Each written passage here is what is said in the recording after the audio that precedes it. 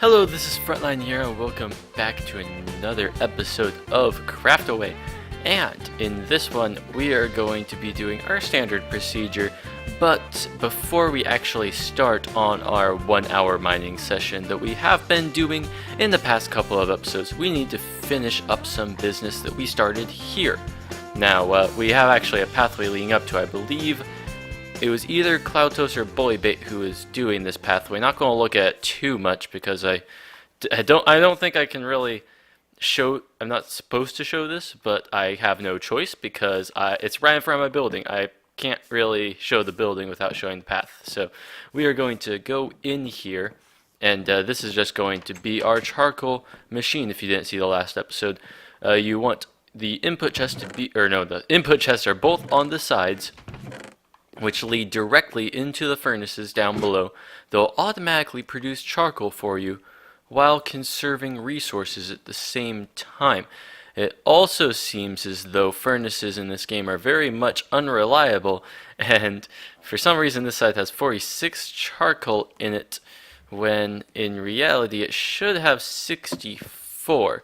So we're probably going to have to look into that.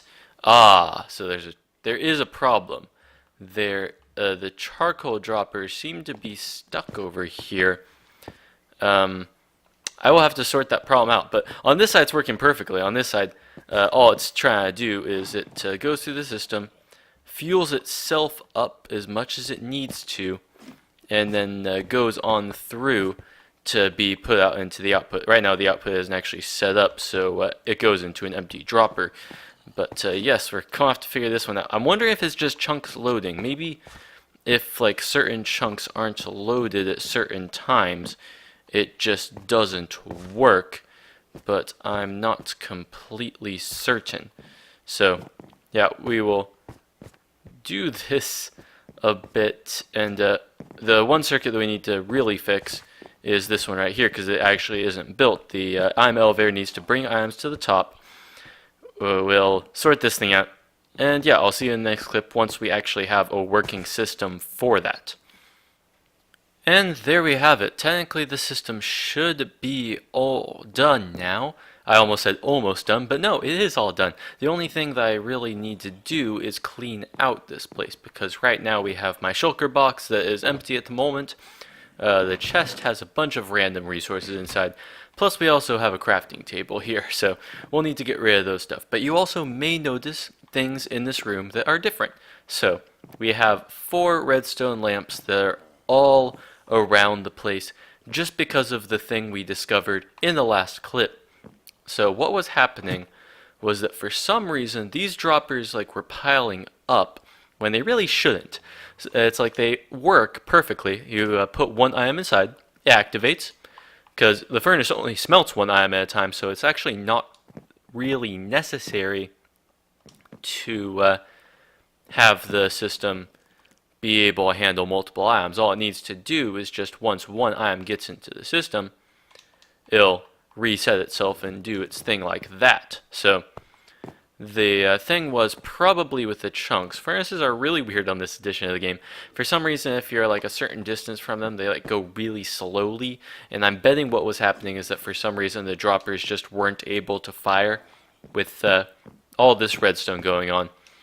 So yeah, we were able to just have these torches here indicate whether they were being stockpiled or not. Because if you don't know, the dark oak circuit detects if an item is in here. It then sends the signal, launching the item up into the dropper. If it's piled up, that means that this torch will be off, another torch will be on, and these lamps actually will be activated, indicating that there's something wrong with the system. So there will be a actual representation inside the room, which is very nice. It was actually very convenient that it fit so well. I didn't think that it would be able to work, but that is in fact the case. And you also may notice the more obvious thing is that this whole entire place is laced with dark oak wood, so that it looks a little bit nicer to the eyes. I couldn't get rid of the dirt because that's actually visible from the surface, but I cleaned up all that I could. We got our nice little circuit with the dropper going upward. I'm actually not sure if I showed the dropper in the last clip, but either way, basically this is a very simple system that allows for a comparator to sense if Nime is in the bomb. It sends a signal outward to the droppers to launch it upward. And yeah, it is just able to keep on repeating until it's empty. So now that we are all done with that, all we need to do is clean up and maybe even use this thing. We've used it a little bit, but not when it's actually fully functional. So yeah, let's actually leave this project behind for now, unless something else randomly appears and ruins my day. Now that we're done with our first business of redstone, we are actually going to snap right into the mining session. Now, one thing you may notice about my inventory is that I actually only have my Silica Frontline. Unfortunately, it does not have efficiency on it, but I am going to have to deal with that. I just kind of want to experiment with this. I've done in the past mining sessions with only pickaxe like this. Plus, it has mending on it, so I don't feel bad about only using Silk Touch. Hopefully this will give us lots of resources that will eventually lead to us doing other massive projects in the future. So this is probably the lane I'm going to do. I guess there were some open doors back there, but I kind of like going a little bit further into the mines. So let's do this thing, and I will see you guys when I am done.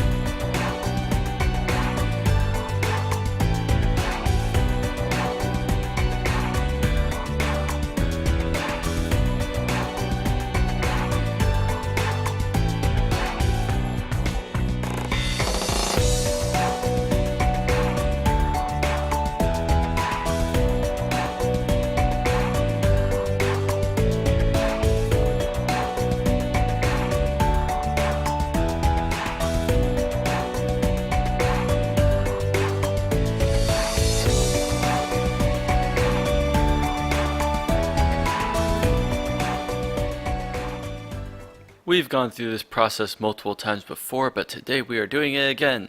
We are going to do the ultimate reveal of what we did on that mining session, and it was a good session. Not as good as when we had the efficiency pick, but it still was very efficient. Bam! We were able to get quite a bit of coal, a decent amount of iron and gold. Honestly, the iron and gold, for some, I have no idea why. It's like we seem to be getting less and less of it as time goes on. So that's just like something to watch out for. Lapis, we really don't need that much lapis. We just have an abundance of lapis. Redstone is always good to have. I always welcome redstone. We got 54 diamonds, which is amazing. I think we had like, I actually don't know how much diamond ore we had. I remember us having 14 plus 8, so we had to have had 22. So that's actually a pretty good haul from that. And then we also got ourselves 1 emerald, which sucks because that's 1 emerald ore we had, giving us only 1 of those from a fortune pickaxe, of course. So that was a good haul. Got ourselves lots of various resources. And speaking of always having redstone welcome, we actually have a project we are going to be doing on later this episode. I might make it so that it's not raining quite as much here, but the main thing that we gotta do is we actually got to go through the nether portal, which I don't think I've shown you guys, but yeah, over this direction we have a new revamped nether portal, and we will be able to go over to Sunfire's base to work on a little project he hired us to do over there. I got so excited trying to build a piston door that I actually forgot that I was supposed to record all this, so I caught myself right in between. Right now, we are at Sunfire's base. I didn't go through the nether because I believe there is spoilers on the way over here, so I'm going to try to look at as little as I can, although it appears there to be a creeper there, which I'm betting that's not actually something that's meant to be built, but I'm not 100% certain. So right here is a very basic piston door design. So the whole entire concept is basically that first of all, these pistons, well, okay. First of all, like when on the opening process, these pistons would be in these two locations. They would be pressing out blocks so that it would look more like this right here, as though it's like a flush door. You can't even tell anything's there. So then what happens on the retraction is that these blocks get taken back. It would have the dark oak block right next to the piston, and then these pistons would then pull those back. And the reason why it's only on the top and not the bottom is because the bottom is a lot simpler to do. All I need to do is have pistons down here pushing the blocks up. Now, when I was tinkering around with how I was going to wire this up, from what it seems, it's like my initial design, I think, was actually way too non-compact. I think this is actually a working system. I'm not sure though, I have to test it. So it's like the lever would be able to be somewhere around here. Technically, it can also be activated by some sort of secret activation device. I would have to check up on if that actually is something I need to program for Sunfire himself, or if he'll just try to do it. But it's meant to be opened from the top, and then it will run down to the bottom pistons, all work in one continuous circuit. So, you know what, I'm actually going to do this on camera, which is something I normally would never do, but I'm just like curious to test out this system, so we're going to do that right now. And this is kind of the process of how I do redstone. In the box, it makes things super simple, because I'm literally just able to get like my test levers, and right there, okay, that worked, first of all. Then the retraction is what I really want to know. Oh, that works. Works perfectly, first time. Oh, wow. That's actually kind of amazing. I know I didn't build it all on camera, but I still know that it's still quite a feat to be able to try and finish off the contraption like this. So, does that, and then that. Now, what I'm curious of is if we can have less delay, because Bedrock Edition is a little bit weird in its redstone timing. I'm hoping that 2 ticks works, but it might not. I still need to experiment more with how all that timing circuit works. Nope, it does not work like that. It needs to have the 3 tick delay, otherwise it breaks. So we can extend it again. That should hopefully fix it. Yep, there we go. And he can, of course, replace the blocks in any way that he deems necessary. I guess now that I think about it, I've built it on top of blocks that need to be destroyed. It's more like I've less sold my services to build this thing and more have sold my template as to how I build a 2x2 flush piston door. So, yeah. This is going to actually be a really random cut in the video because I realized something just as I was about to sign off and edit. So the one thing I realized is that the design I came up with actually is not flush. Why does it rain so much? Seriously, I swore I literally just cleared the weather. Okay, so the design I had before was not flush because when I would extend blocks, it's still raining. Why is it still? I can only sleep at night. Player's sleeping. Huh, this is actually a really weird bug in our system that Boybait should probably check out. So, now it's nighttime. So if I actually sleep, well, first of all, it will actually make my spawn not at my house. But second of all, that should actually be the vanilla way to clear the weather. There we go. Now it works. So, what was I talking about? Okay, yeah, I was talking about the whole entire flush door thing. So, what happened before is that if we had placed blocks here, it would have actually cut off the redstone. The redstone was in the way of making a nice compact wall going out of the laboratory. So, the main thing that I changed actually made the contraption, unfortunately, a little bit more expensive, but I think it's worth it just because it still makes the system relatively compact. So we are able to have it go down here, and then it runs, well, first of all, it runs into the piston, but that doesn't matter because it's still already powered by the same redstone block. So it powers the block underneath it, which activates this piston downward to then go to the bottom piston. So it still has the same door action. I think the timing might be a little bit different just because we added extra delay due to those. Like the closing sequence is like flawless. Then it does that for the opening, which works out pretty well. And it's the same thing on the other side, by the way. It's not like I would do something different. It actually makes it so that this system is less wide. It actually comes in a block because of this compaction, which is definitely a bonus. It is more expensive, but I think that it is worth it.